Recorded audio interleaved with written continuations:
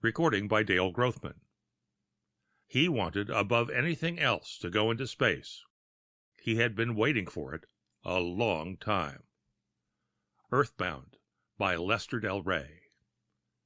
It was an hour after the last official ceremony before Clifton could escape the crowd of planet lovers with their babblings, their eligible daughters, their stupid self-admiration. They'd paid through the nose to get him here, and they meant to get their money's worth. The exit led only to a little balcony, but it seemed to be deserted.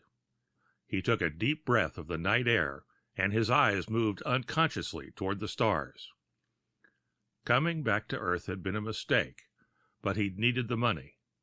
Space Products Unlimited wanted a real deep space hero to help celebrate its 100th anniversary. He had just finished the regulation of Rigel, so he'd been picked. Damn them and their silly speeches and awards, and damned Earth. What was one planet when there were billions up there among the stars?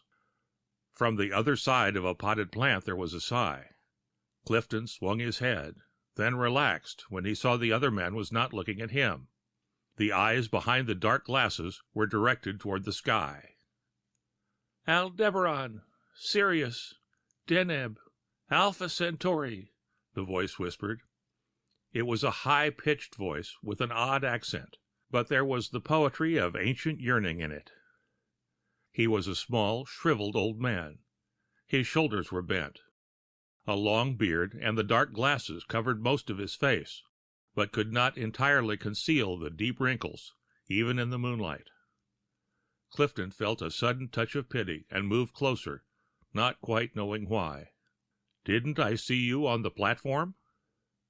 "Your memory is very good, Captain. I was awarded publicly for 50 years of faithful service making space boots.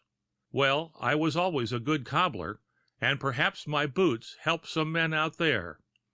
The old man's hand swept toward the stars, then fell back to grip the railing tightly.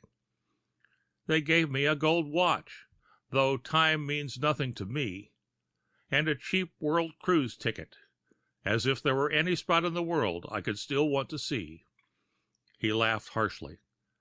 "Forgive me if I sound bitter, but you see, I've never been off Earth." Clifton stared at him incredulously. "But everyone but me," the old man said. "Oh, I tried. I was utterly weary of Earth, and I looked at the stars and dreamed. But I failed the early rigid physicals. Then, when things were easier, I tried again. A plague grounded the first ship. A strike delayed another. Then one exploded on the pad and only a few on board were saved. It was then I realized I was meant to wait here on Earth, nowhere else. So I stayed, making space boots." Pity and impulse forced unexpected words to Clifton's lips. "I'm taking off for Rigel again in 4 hours, and there's a spare cabin on the Mary Lou. You're coming with me." The old hand that gripped his arm was oddly gentle. "Bless you, Captain, but it would never work. I'm under orders to remain here." "Nobody can order a man grounded forever. You're coming with me if I have to drag you, Mr. Ahasuerus." The old man hesitated, as if expecting the name to mean something. Then he sighed and lifted his dark glasses. Clifton met the other's gaze for less than a second. Then his own eyes dropped, though the memory of what he'd seen was already fading. He vaulted over the balcony railing and began running away from Ahasuerus toward his ship and the unconfined reaches of space.